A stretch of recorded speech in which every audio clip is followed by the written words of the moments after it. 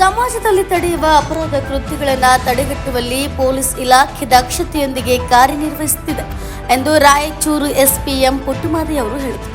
ಅವರು ಬುಧವಾರ ರಾಯಚೂರು ಜಿಲ್ಲೆಯ ಲಿಂಗಸೂರಿಗೆ ಭೇಟಿ ನೀಡಿ ಪಟ್ಟಣದಲ್ಲಿ ಮಂಗಳವಾರ ನಡೆದ ಕೊಲೆ ಸ್ಥಳ ಪರಿಶೀಲಿಸಿ ನಂತರ ಸುದ್ದಿಗಾರರೊಂದಿಗೆ ಮಾತನಾಡಿದರು.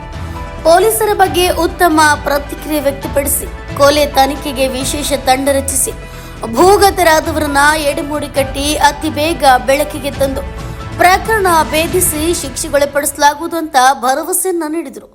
ಅಪರಾಧ ಕೃತ್ಯಗಳನ್ನು ನಿಯಂತ್ರಿಸುವಲ್ಲಿ ಜನರಲ್ಲಿ ಜಾಗೃತಿ ಮೂಡಿಸುವ ಜೊತೆಗೆ ನಮ್ಮ ಪೊಲೀಸ್ ಇಲಾಖೆ ದಕ್ಷತೆಯೊಂದಿಗೆ ಸದಾ ಕಾರ್ಯನಿರ್ವಹಿಸಿ ಭೇದಿಸುತ್ತಿದ್ದರು.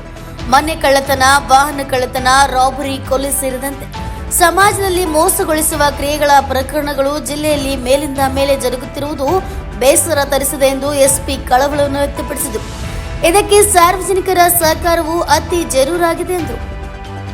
ಪಟ್ಟಣದ ಬೈಪಾಸ್ ರಸ್ತೆಯ ಎಸ್ಎಲ್ವಿ ಹೋಟೆಲ್, ಎಸ್ಬಿಐ ಬ್ಯಾಂಕ್, ಹೊಸ ಬಸ್ ನಿಲ್ದಾಣ ಸೇರಿದಂತೆ ಪಟ್ಟಣದ ಕೆಲ ಜನದಟ್ಟಣೆ ಎನಿಸಿದ ಸ್ಥಳಗಳಲ್ಲಿ ಜೊತೆಗೆ ಟ್ರಾಫಿಕ್ ಕಿರಿಕಿರಿ ತಪ್ಪಿಸಲು ಪುರಸಭೆಯೊಂದಿಗೆ ನಮ್ಮ ಇಲಾಖೆ ಕೈಜೋಡಿಸಿ ಕ್ರಮ ಕೈಗೊಳ್ಳಲಾಗುವುದಂತ ತಿಳಿಸಿದರು.